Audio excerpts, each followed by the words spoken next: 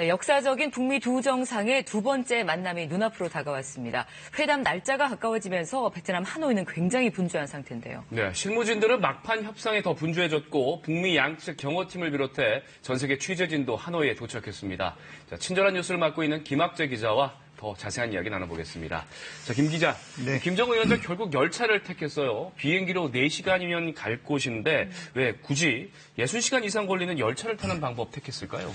네, 그렇습니다. 이 편한 길을 두고서 어렵게 왜 이렇게 어려운 그 열차를 타고서 긴 시간을 가게 됐는지 이유가 매우 궁금한데요.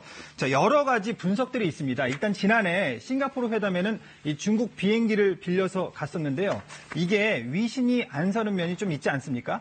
그래서 전용기인 참매 1호도 있긴 하지만 좀 낡아서요. 이번에는 열차를 이용했을 거라는 해석이 있습니다. 자, 김정은 위원장의 아버지 김정일은 신변 안전을 염려해서요. 한 번도 재임 기간에 비행기를 타지 않은 것으로 유명한데요. 그래서 방탄 기능도 있고 박격포로 무장도 한 열차를 타지 않았겠냐 이런 말도 있습니다. 또 할아버지 김일성 주석은 베트남을 방문할 때 열차를 이용했었는데요. 그래서 정통성을 과시하기 위해서 할아버지 김일성의 동선을 따른다는 분석도 나옵니다. 또 중국과 베트남의 경제 발전상을 열차로 타고 가면서 직접 보려는 의도도 있고요. 1년 중 가장 열차 이용이 많은 춘절 시기에 이 중국 정부가요, 중국 국민들에게 불편을 감수시키면서 김정은 위원장에게 열차 이용을 허용한 것도 중요한 대목입니다. 자, 회담을 앞두고요, 북중 관계를 미국에게 과시하려는 이 다양한 포석이 있다는 분석도 나오고 있습니다. 네, 북한이 베트남과의 관계가 조금 껄끄러운 면이 있었어요. 그런데 이번 북미 정상회담으로 이 관계를 좀 회복하는 의도도 있지 않을까 싶은데요. 그렇습니다. 잘 아시다시피 김정은 위원장의 형 김정남이 이 공항에서 암살을 당했을 때요, 이 베트남인들이 범행을 저질러서 양국 관계가 상당히 악화가 되지 않았습니까? 자, 이번에 공식 방문이라는 형식이긴 하지만요, 김정은 위원장은 베트남 정부에게 국빈 방문에 준하게 극진한 예우를 받을 것으로 예상이 되고 있는데요.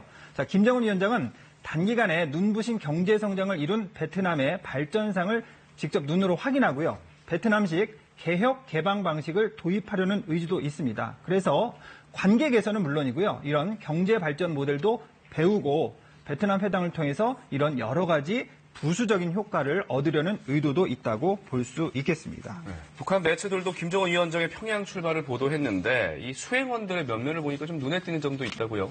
네, 그렇습니다. 여동생 김여정, 그다음에 워싱턴을 2번이나 갔었던 김영철, 그리고 외교수장인 리수용이 동행한 거는 당연한데요. 이 눈길을 끄는 것은 오수용이라는 인물입니다. 현재 최고인민회의 예산위원장으로요, 공업과 경제 전문가입니다. 자, 김정은 위원장이 베트남에서 산업 시찰을 할 때 자문 역할을 할 가능성이 매우 높습니다. 또 대북 제재 완화 문제와요, 베트남 경제개혁 성과를 파악하기 위한 적임자로 꼽히고 있고요.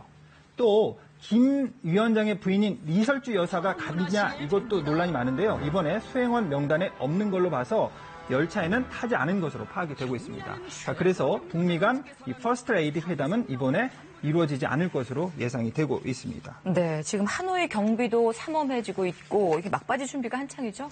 그렇습니다. 이 북한 수송기도 하노이 공항에 이미 도착을 했습니다. 김정은 위원장의 근접 경호 요원팀들과 각종 물자들도 들어와서 현재 김정은 위원장의 숙소로 유력한 멜리아 호텔로 향하는데요. 자, 트럼프 대통령 숙소로 알려진 메리어트 호텔에도요, 대통령 전용 리무진 2대가 준비가 돼 있고 경호 인력들도 대폭 보강이 됐습니다. 자, 회담장 주변이나 숙소 등은요, 경비가 삼엄해지고 있어서 자, 회담이 임박했음을 보여주고 있다는 게 현지 취재진이 전해준 분위기입니다. 네. 자, 의제 협상을 두고 이 실무대표단의 모습도 굉장히 분주한 모습인 것 같아요. 네, 그렇습니다. 김혁철 북한 대미 특별대표와 이 스티븐 비건 미국 대북 특별대표가 이끄는 양 국가의 실무대표단은 어제도 2시간 반가량 만나서 실무협상을 이어갔는데요. 자, 나흘째 간 이제 관련 실무협상을 계속하고 있습니다. 어제는 실무협상 자리에 트럼프 대통령의 통역사도 나타나서 이 공동성명 문안을 확인한 것 아니냐, 이런 관측도 나오기까지 했습니다. 하지만 아직 세부적인 합의 문안까지 나오지는 않은 걸로 보이고요. 자, 회담 전 최종 의제 조율과 회담 시작 후에 합의문 작성까지요, 이 양국 간의 상당한 수싸움이 계속될 것으로 예상이 되고 있습니다. 네, 친절한 뉴스 김학재 기자와 함께했습니다. 고맙습니다.